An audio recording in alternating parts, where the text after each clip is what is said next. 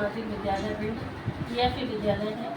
शासन के निर्देशानुसार प्रति माह यहाँ पर हस्तलिखित पत्रिका तैयार की जाती है, जिसमें पूर्व से ही विषय निर्धारित रहते हैं और हर माह एक अधिकारी का साक्षात्कार निर्देशित रहता है।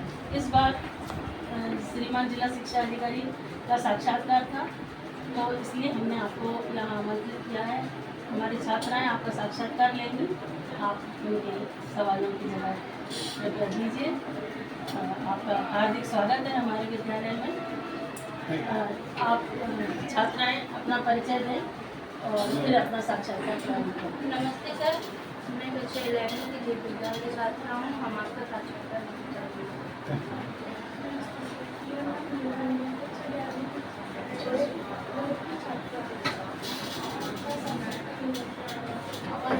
थोड़ी जोर से बोलो।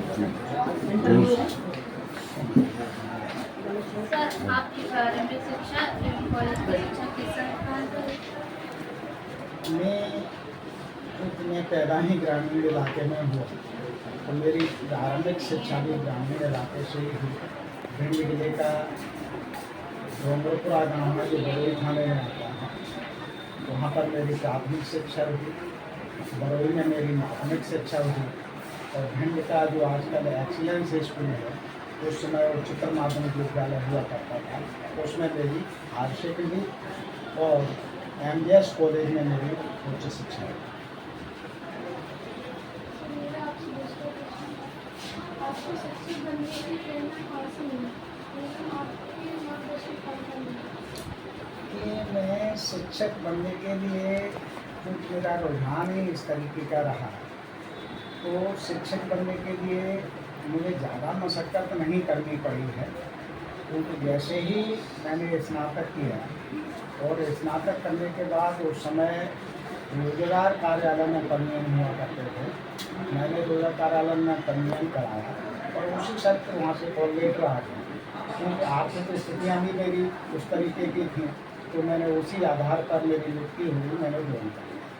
प्रेरणा के स्वरूप मेरे एक कक्षा 6 में कक्षा शिक्षक रहे KL दुबे,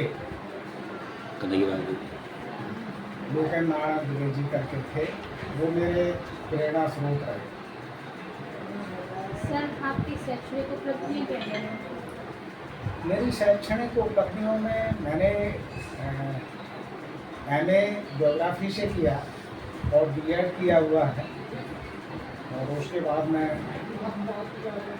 शिक्षा जगत में आ गया, टीचर बन गया, तो आने के लिए कई मेरी चलती आप भिंड जिले में शिक्षा व्यापी एक्सपर्ट हैं। जिले में शिक्षा के क्षेत्र में सुधार के लिए आपके द्वारा क्या योजना बनाई गई?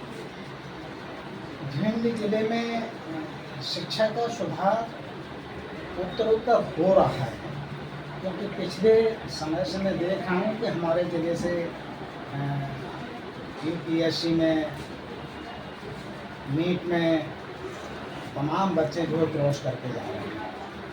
हम लोगों की योजना यही है कि किसी भी स्तर से हमारे ज़िले की शैक्षणिक व्यवस्था में सुधार हो। ग्रामीण इलाकों में उस समय शिक्षा कमज़ोर है और उसका एक कारण है कि टीचरों की पर्याप्त व्यवस्था, जिसके लिए हम लोग प्रयासरत हैं, शासन प्रयासरत है, नियुक्तियाँ भी हो रही हैं और शासन ने एक अतिथि शिक्षक योजना भी चलाई है, जिससे हम शिक्षकों की पूर्ति करके एक अच्छी शिक्षा को आगे ले जाएंगे। सर, आप भिंड जिले के शिक्षकों से क्या अपेक्षा रखते हैं? मैं भिंड जिले के शिक्षकों से यही अपेक्षा रखता हूँ कि शासन ने जो उनको भार दिया है, जो एक नई पीढ़ी को आगे ले जाने का भार दिया है, उसको वो अपनी ईमानदारी से कर्तव्य निष्ठा के साथ निभाएं और बच्चों के साथ एक बहुत महत्वपूर्ण उनके जीवन का अंग जो शिक्षा है, उसको अपनी ईमानदारी से बच्चों को दें। भिंड जिले में विद्यालय के स्तर में सुधार हेतु क्या योजना है? विद्यालयों के सुधार में शासन गुणोत्तर योजनाएं लगातार चला रहा है।